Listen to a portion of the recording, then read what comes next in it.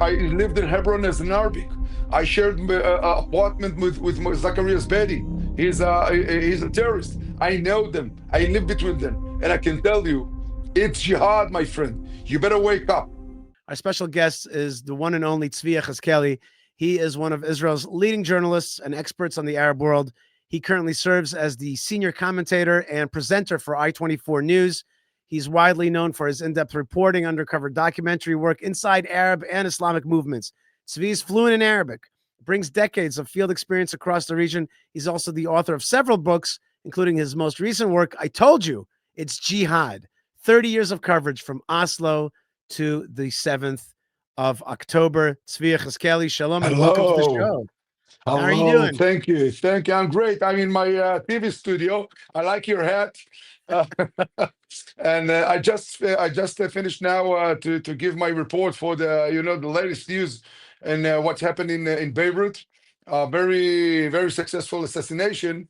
But in the Middle East, you can't end of the story with assassination because it's a way, it's a patient, and it's a large and deep procedures that happen under the ground, and now you have to deal with them. And I just explained to the Israeli audience that it will take time to disarm Hezbollah. Nobody gonna do it for us.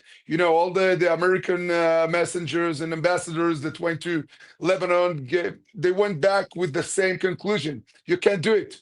You can't do it. The Lebanese can do it. Nobody will do it. And I do believe that Israel will have to do it. I don't know when, but it's have to be done. So you're talking right now about the Hezbollah military chief who's been eliminated in Beirut. Yeah. His name is Haytham Ali Tabeth. It's like that President Trump couldn't spell the name of Abu Bakr al-Baghdadi, and Obama can't say Osama bin Laden, and I would say Ali Tabta'i. Tabta'i, it's a family actually based in Iran, and then an Arabic family. He's in half. Ali Tabta'i. His first name it's Haytham, but here's the underground name. It's Ali. Ali because he's a Shia, and most of the Shia it's only Ali and Hassan. Hassan Nasrallah Ali. So Ali Tabta'i. Never mind, he's not here. He's not here anymore. Speaking of somebody who is here, Mohammed bin Salman was in America. He was at the White House. Now, I listen to you religiously, and I follow what you say. And oftentimes, though, I'm not surprised because I think I understand what Arabs are thinking.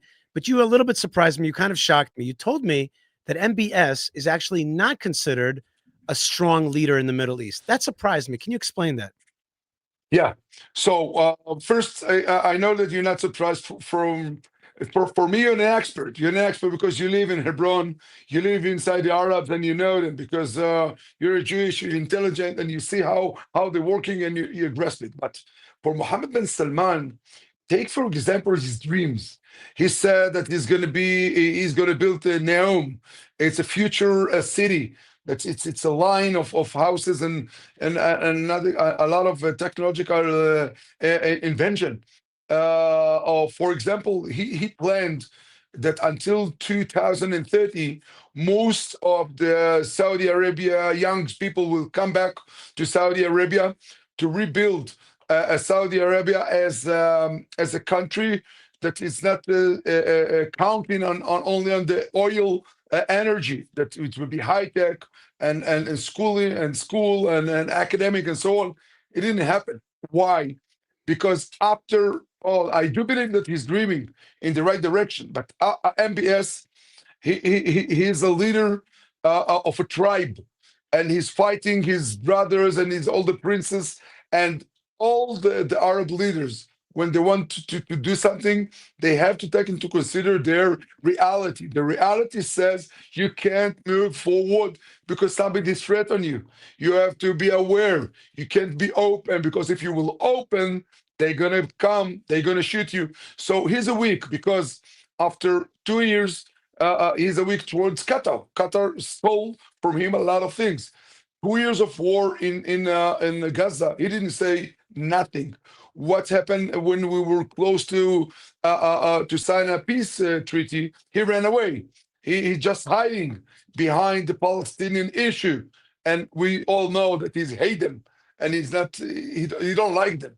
So this is not a strong leader, my friend.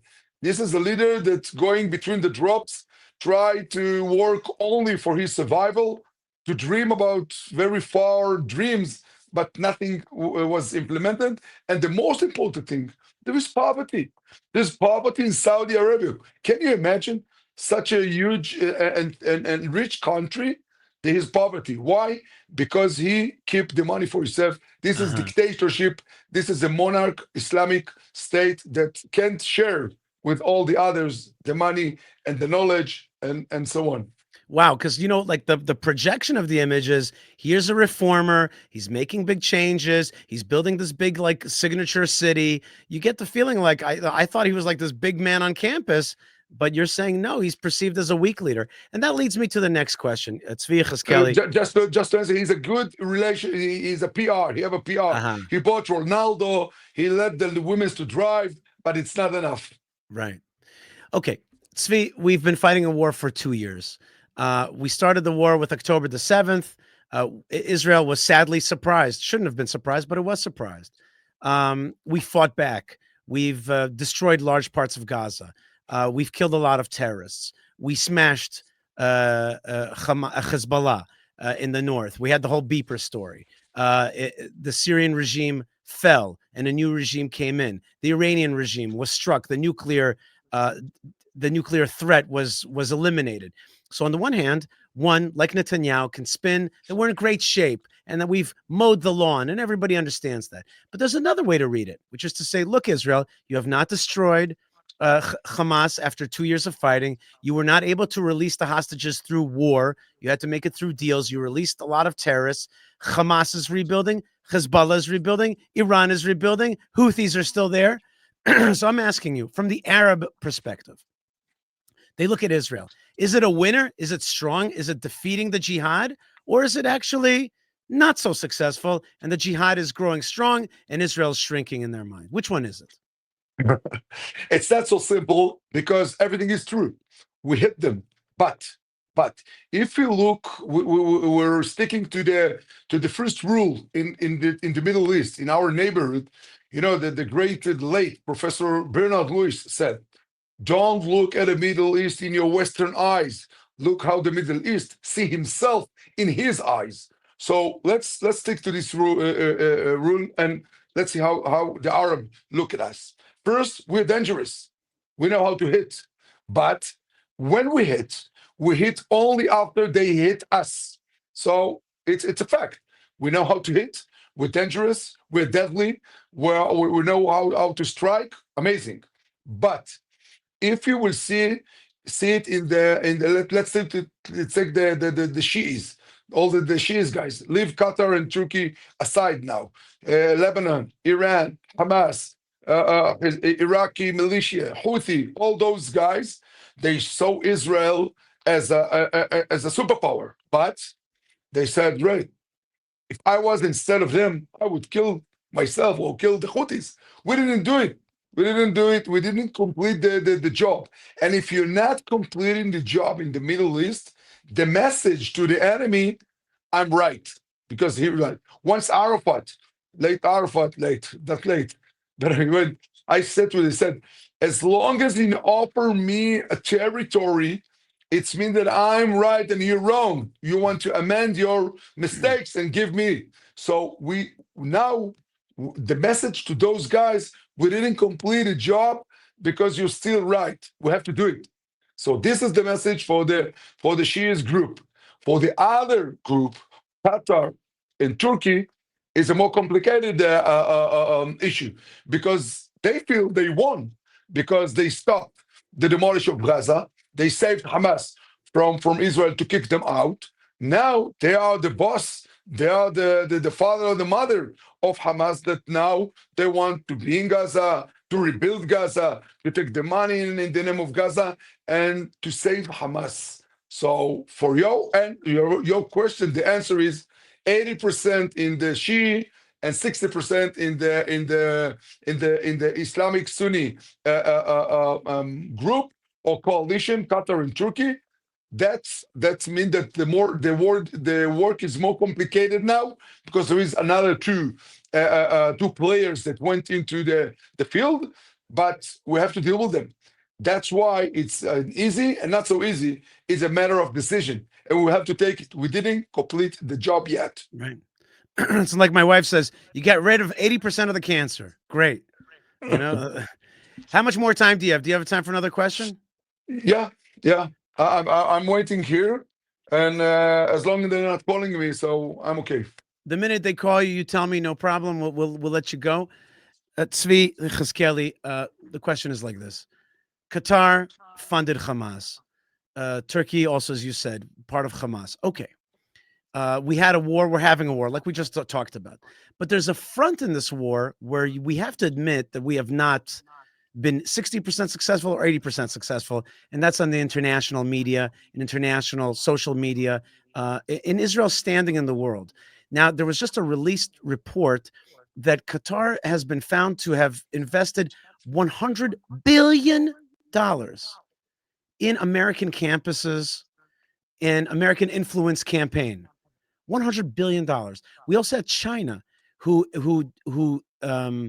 deployed TikTok against Israel. Mhm. We have a tremendous deficit in terms of war in this other war, what I call the narrative war. What can you tell me about the narrative war, Israel's standing, and how we're fighting this war, and how our enemies are fighting this war? For decades, we're not in the play. Israel, they don't have any message to the world because I don't know why. We're dealing in our fighting. I don't know why, but we're not in the game. But who are in the game? Qatar. First, I'm very happy that you saw my show about Qatar and the university in the United States, and I hope that the American will watch it. I now at that moment I opened the Twitter or X account. Now you can see it. All the things that I'm giving in my show, you can see it. That Qatar thinking Islamic revolution. Unlike the Chinese that they want only economic controls, whatever, the Qatarian thinking 30, 40 years ahead. And they realize before 20 years that Saudi Arabia is not in the game. And the issue is the flag of the Palestinians. This is the flag of the immigrants. This is the flag of Zohran Mamdani. This is the flag of BDS from the river to the sea. Whatever you want, all the anarchists, the left, all of those the guys that they in the in the fringe of the reality combined themselves and joined the Palestinians. This is the most dangerous movement that Qatar led into the street, into the academic world, into the lobbying offices, into the bots in the net. You saw today that all the accounts that said that they are starving in Gaza, they not exist. They not exist anymore. So Qatar, this is the most dangerous country in the world. 300,000 people. That's it. They gave President Trump aircraft. They buying everything. They buying even the public schools in United States. And I'm not talking about universities and about of research institutions and in media and so on. So now you will find now you see it. But imagine 20 years from now, 10 years from now, the next leaders of the United States that's going out from all the best academies in the United States, they will think exactly like Mamdani thinking. And we have a problem. We can't fight this problem in a media because we don't have any such a power. We should fight it in underground. And I think that Israel, when Israel took back after she attacked, if Israel attacked Hamas leaders in Qatar, we shouldn't apologize. The best thing to do is continue and to threat Qatar. If you're not stopping your really army to hit us in the net and in the social media, I will continue. And unfortunately, it didn't happen. The Qataris are smart. It turns out that they're quite Very. smart. And it turns out that Hamas is also quite smart. There was a released report today that they have been following 100,000 Israeli soldiers, that they have an army of intelligence officials, over 3,000, some intelligence gatherers that were putting together exactly how to disable Israeli tanks with pressing a secret button and other things. They really are quite smart. One of the problems that we have in Israel is we've underestimated our enemy. Tell me a little bit about the Israeli mentality vis-a-vis our enemies. The Israeli mentality says they Arabs, and even the head of the security services of us, Ronen Bar, when he fought in Gaza, or when he tried to enter Yahis in one head, he said, in the end of the day, we could be friends. He's a Palestinian, because if I will give him a permission to work in Israel, he will take it. He needs money. That's the Israeli policy, that I can buy them. It's an American policy as well towards the wars, Afghanistan, Iraq, so on. So if you are thinking that you can buy them, you can't see the real dangers of them. You underestimate them, because they're very clever. They Islamistic. They have a target to conquer all the world with the Islam. They don't care about their life. They don't care about their money, even about their families. They only marching to go to the goal of implementing and let the Islam control the world. So this is the first problem of the Israel. The second one, that if I see him now, I can handle it. Which means if they have rockets, I can shoot the rockets on the air. If they have tunnels, I will manage. No, you don't know what exactly what exactly they're equipping. When we entered Gaza, we found out that all the solar boards that we gave them to solaric, from the energy from the sun, became systems to watch our drones. When we gave them cameras just to keep outside the house, we realized that they use those cameras to watch us. So there's a lot of technological material that they received in the tunnel from Iran, from Egypt, from Qatar, from all of the places with the Qatarian funds, and we still don't know why. Because we thought they are Arabs. They're so primitive. No, no, no. Backwards, Yeah. primitive, dumb. The Muslim Brotherhood, all the leaders of the Muslim Brotherhood, Dr. Mahmoud Azhar, Dr. Abdelaziz Ghatlisi, Dr. Ismail Ania, all of them doctors. They studied in the West. They know us better than we know them. They know exactly science and missiles and physics and medicine, and they combining the evil with the knowledge. That's what the Western, they don't know about them. They think that they're Bin Laden going with Jalabia in the mountains of Afghanistan. No, no. They studied this in your universities. They absorbed your knowledge to the bed. I think this is the beginning of the misunderstanding the Israelis, Hamas, and all those fractions. Okay, last question. It's two questions, actually, but last two questions. First thing is, It's a Jewish question. that's our Jewish question. Tell us about the future of Gaza, in your opinion. How do you see the future of Gaza? Is this deal going to work? And tell us about your book. Tell us about your book that talks about that it's jihad, stupid. It's jihad. You got to know what this is about, and all the way till October 7th, how we've misunderstood that. Those two things. Okay, about Gaza, at the first day of the war, I said something not so popular, because I know them. I said, we the Israelis, we the Jewish, we can't stay, we can't stand a long time with our hostages there. Give Israel whatever he wants, and then attack Gaza. And your first missile gonna be in Philadelphia, in the border with Egypt. Egypt should absorb all this river of refugees. Open up the If border, you're saying. Force that Yeah, border open. Okay. exactly, and open the option for immigration. This is the second Israeli mistake. President Trump spoke about immigration.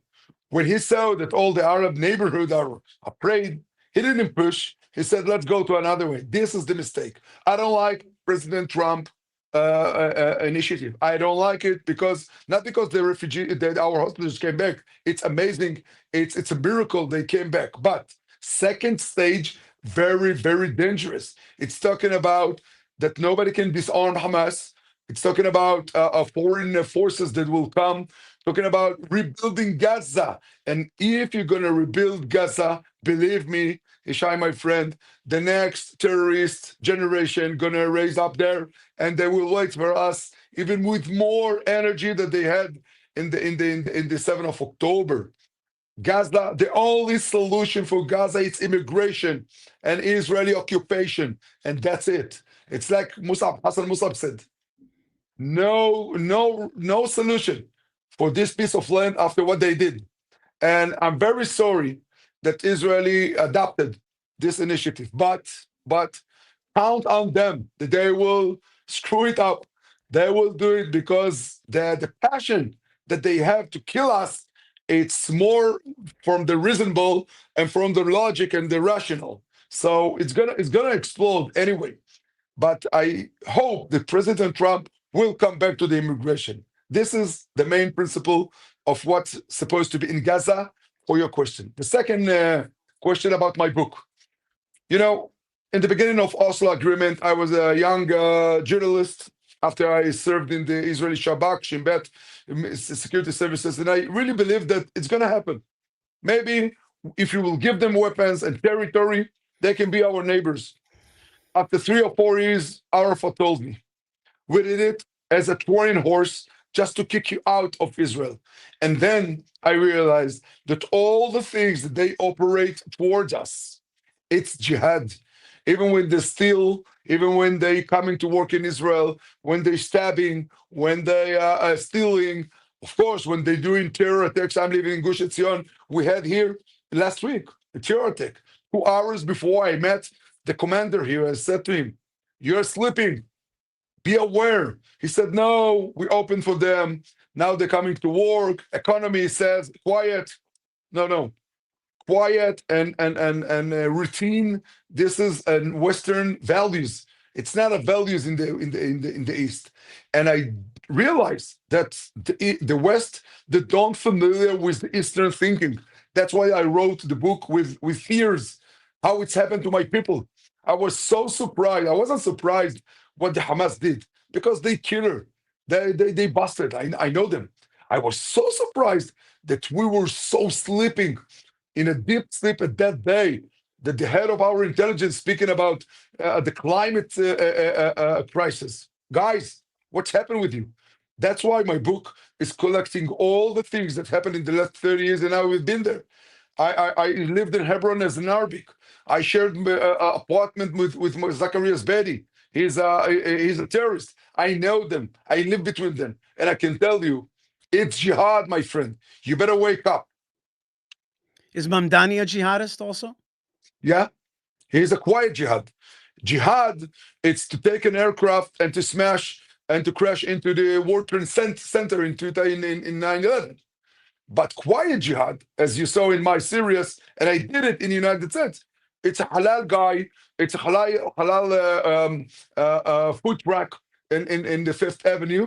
It's what Qatar did to the university, and it's maybe Palestinian flag in a demonstration, and entering slowly to the ministry to the municipality of New York, like what happened in Dearborn.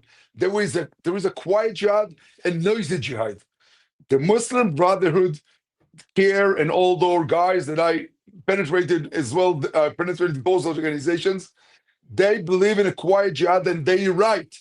The quiet jihad is more efficient than the noisy jihad because the noisy jihad and the terror it's bringing in a reaction Right. against It them. wakes us up. It wakes us up. And the quiet jihad, we stay asleep. Zvi Yechezkeli, your book is called, I told you, it's Jihad, 30 years of coverage from Oslo to October the It's 7th. in Amazon, by the way. It's on Amazon. Very good. And soon we just complete the translation in those days. I can send you, and you will do the remarks if you don't Inshallah. mind. Inshallah, I Inshallah. will promote it. Bezrat Hashem. And yalla kadima. Speaking of Allah, last question. You were talking about Israel being asleep, but there is some awakening, isn't there? There's an Of awakening course. defensively, and there's also awakening spiritually. There's a great return to identity, to the Bible, to the love of tradition, to religion, to nationalism, to a Jewish strength. Our youth are actually in a trajectory of being more nationalistic than the previous generations. There is an awakening from October 7th, is there not? Course, when I said sleeping, I talked about a small group of government and the high ranks of the army, all the soldiers, the majors, the commanders in the army. It's part of the people. The people is waking up. See what's happening with the Jewish identity. See what's happened to me. I was a secular. And when Zachariah pointed a gun in my head, he said, "I want to kill a Jew." I said, "I'm not a Jew. I'm a journalist." He said, "What? What is a journalist? You're a Jew." I said, "No, I'm doing a Shabbat and so on." He said, "No. In the Middle East, it's only religious." So people understood it in the 7th of October. Looks the young generation that they're praying, that they more care about their Jewish identity and so on. It's happening in the people in the street. It's amazing, but it's still not coming up because politicians and so on, they stop it. But imagine 4 years from now, who is going to be our leaders, our young leaders? This is the guys that the religious. It's not a question for them. They're being Jewish people in their country. It's not going to be something like a burden or something. It's gonna be a schut. Gonna be something that we were honored to do. And I saw them. I see them every day in the army and in my lecture, and I'm so happy that this is the good outcome, amazing outcome from what happened, from all the pain that we have been through for the last 2 years. The next generation, 4 years from now, it's going to complete the revolution of the belief, of the emunah, of the religious, of the new Israeli Jewish combining together. And what happened to me, Kal Vachomer, will happen to all of them. Zvi Yechezkeli, it didn't just happen to you, but also you're a leader in teaching people about the news, about the Middle East, but also about Judaism, and that's an amazing part of your personality. We want to thank you so much for being with us. Zvi Yechezkeli is one of Israel's leading journalists. He's a presenter and commentator at I-24 News. He's an expert in Islamic movements. He has been underground in Arab and terrorist activities, and his book that's coming out on Amazon in English is called "I Told You It's Jihad: 30 years of coverage from Oslo to October 7th. Zvi Yechezkeli, thanks so much for being with us. We'll let you get back to your programming. God Thank you, bless you. thank you, thank you. Toda rabah. Toda, Awesome toda. to have Zvi with us. Thank you very much. Awesome to have him with us. He really is a person who is not only teaching people about the problems of the Middle East, but also about getting back to Judaism. Amazing. Wow.